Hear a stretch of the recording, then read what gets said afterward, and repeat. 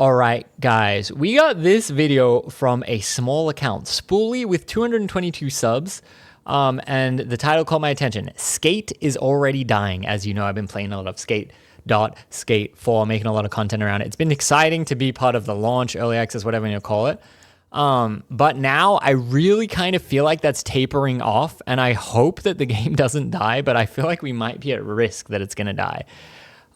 So let's see what Spooly is saying. Waited years for the return of Skate. Not a reboot in name, but a revival of what made the series matter. The freedom, the creativity, the feel. For years, players asked for this. A real sequel built around control and culture, not trends. When EA confirmed Skate was coming back, there was excitement, but also caution. People wanted the old spirit, not another corporate experiment. What we got was different. Skate returned as a live service game, free to play and always online, built to run indefinitely through seasonal updates. It's the model most big publishers push now, but forever is a risky promise in this industry. The game launched in early access in September 2025. After 15 years, players finally loaded it. I love the dramatic energy, but this is what I'm saying. Okay, we got Skate. I never have played Skate, so I don't know. I never really played games that were like Wii only or whatever. But anyway, Skate 2, Skate 3. Then from 10 to about 15, very strong marketing campaign. Bring it back, make EA skate again, Skate 4, Skate 4, Skate 4. Unbelievably strong for 5 years. Then they kind of got over it, right? Then they kind of gave up, it tapered off. Then when did they first announce the reboot? I think it was COVID, right? When they first announced it. Let's say it's like 2020 or 2019, like around here. So they had 5 years of insane hype. Then here is when they said they were going to do it. The hype did not make them do it. They did not say, hey, you know that hype from 5 years ago? Now we're going to do it. Absolutely not. Like I think this is proven by the fact that they don't want to call it Skate 4, is that they were never like, yeah, they wanted the sequel, let's give them the sequel. If they thought that, they would have made the game in this 5-year period. If they said, yeah, they want 4, let's make 4, they 100% would have done it in this time. But enough time passed that they said, hey, what's a live service game we could make? Oh, maybe we could make that skating one that used to be popular. Maybe we could turn that into a live service game. And then now they've just randomly decided to do it, you know? They're not saying, yeah, Skate 4, Skate 4. They just randomly went on their own to do it. I think this is proven by the way the timeline went and the fact that they hate you calling it number 4, you know? They literally said it wasn't Skate 4 lol. I know, like, they're actively banning people in the Discord that say, or timing out or whatever, if you type Skate 4. Like, it's a banned word in their Discord, which I think is totally insane when your game is the 4th iteration of your game called Skate.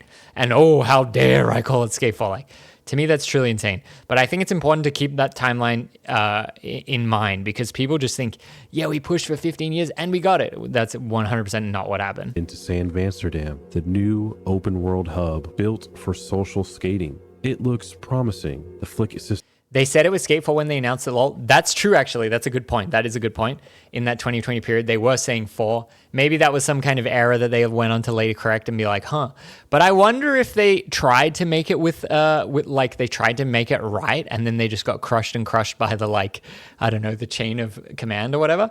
Or if it was like that from the get-go. I guess we can only see the final picture, but I think some of the people that made those initial trailers that everyone's hating on when they say, like, we're beginning, and then they take the things people said 5 years ago and say, like, wow, you did not do this.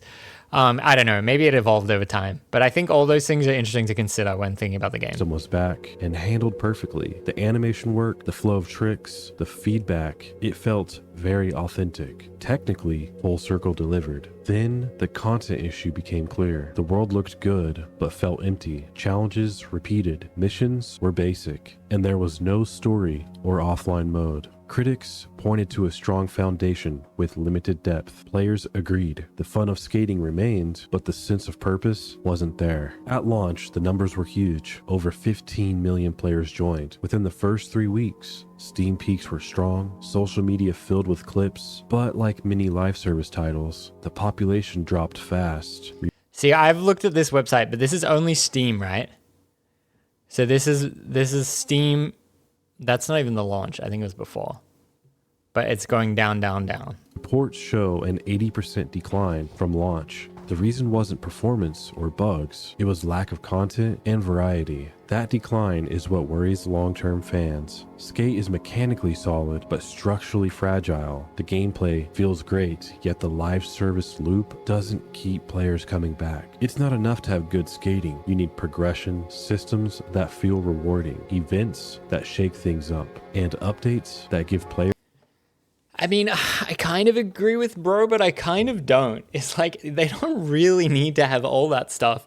It's just like, it seems like they're wasting energy on the stupidest stuff. Like, they're really trying to say like, yeah, we're going to do seasons, we're going to do this, we're going to have cosmetics, we're going to have this, we're going to have that. And they just like put energy into stupid stuff that's not what the people want. And then the people say, please give me this one thing that I want. Please give me this one thing. And they go, nah. I feel like it's their like mindset that is like that what gives you the bad feeling. It's like they really feel like they're kind of like against you, and they're kind of like manipulative and gaslighty, you know?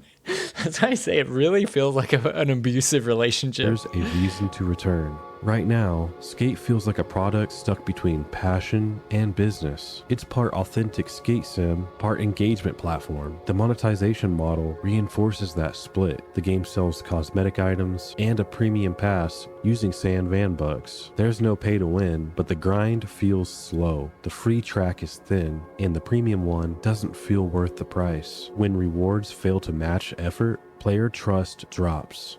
Season 1 content has done little to change that perception. It added challenges, themed cosmetics, and small map changes, but nothing that altered gameplay. Live service games succeed when updates evolve how players interact with the game. Right now, Skate is changing what you wear, not what you do. Identity is another issue.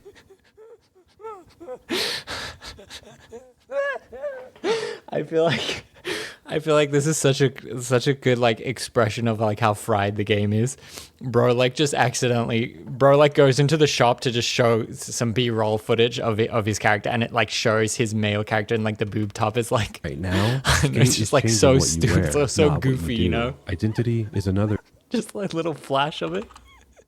I don't know. We just got the little flash. Where, not what. Boom. Yeah. Identity is another issue. The earlier titles had personality, self-aware humor, skater attitude, and a genuine community feel. The reboot plays well, but lacks that tone. It feels cautious, safe, more corporate than cultural. Mechanics pull players in, but personality keeps them. If Skate doesn't rebuild its voice, it risks becoming technically impressive, but emotionally forgettable. Full Circle still has time to turn it around. The core engine works, the movement is fun, the name still carries weight. What the game needs now is clear direction. The studio also needs to think long-term about player access. Every online game reaches an endpoint. When servers eventually close, the game disappears completely. Adding an It's pretty fucked. Like, I feel like when the game closes, they should make an offline mode. They should make an offline mode and sail into the sunset. Has anyone ever done that? offline or local mode later would preserve what players build and keep the experience alive. That single choice would separate Skate from most live service games that vanish once support ends. Other studios have proven recovery is possible. No Man's Sky and Halo, the Master Chief Collection, both launched in rough shape, then turned around through transparency and constant improvement. It took time, but honesty rebuilt trust. Skate can do the same if Full Circle commits to consistent updates and real gameplay growth. Right now, Skate sits in the middle ground. It's not failing, but it's not thriving either. The foundation is there. The question is whether the developers understand what made people care in the first place. Players didn't come back for another live service product. They came back for Skate. A bunch of games have offline. No, I'm specifically asking, like, was there an online only game that never had offline? The game failed, and then instead of just turning it off, they said, hey, we'll give you an offline mode as our gift as we go. Has anyone ever done that? Like that exact path? For the satisfaction of mastering lines, the creative freedom, the social energy that made the series unique. The next few months will decide what Skate becomes. If the updates expand gameplay, reward creativity, and rebuild trust, the game could stabilize. If updates stay shallow and focus only on cosmetics, the player base will keep shrinking. The numbers at launch proved there's a Multiverses, demand. okay. 15 million players showed up. That means the potential is still there, but potential doesn't last without direction. Every live service game faces the same test. Can it make your time feel worthwhile? Skate has one of the best control systems in the Skate series. It has a strong name and a community that wants to believe. What it doesn't yet have is consistency. For Skate to survive, Full Circle must treat it like a long-term project, not a short-term service. The developers need to earn trust, not expect it. Respect player time, communication open, and deliver content that adds depth, not distractions. That's how Skate can avoid becoming another live service headline about wasted potential. The city. That's so sad that you have like a death day. Oh my god.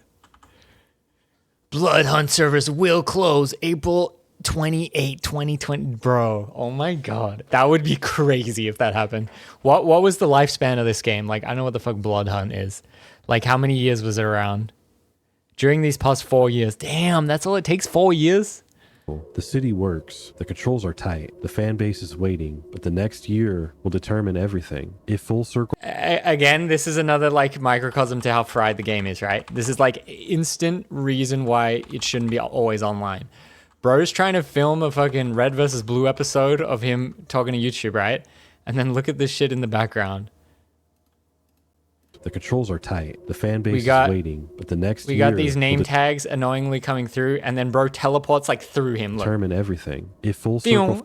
like so annoying. Like we're trying to be immersed in the world. We don't need to see teleport name tag bullshit. Follows through, Skate could still grow into the game people hoped for. If not, it'll join the long list of live service games that started strong and ended quietly. The difference will come down to commitment and whether the people behind Skate still understand what the name stands for. See another... You can turn name tags off. Yeah, I know that. But see the teleporting? It looks all buggy. Thank you for watching. B money. This was a nice video from a small channel. Like, hell yeah, good stuff. Good stuff to bro. I'll sub and stick around. Yeah, shout out to him. Interesting thoughts. I feel like it's very similar to like... I feel like everyone's sentiment is so on the similar page. I feel like there's basically no people that are like fully...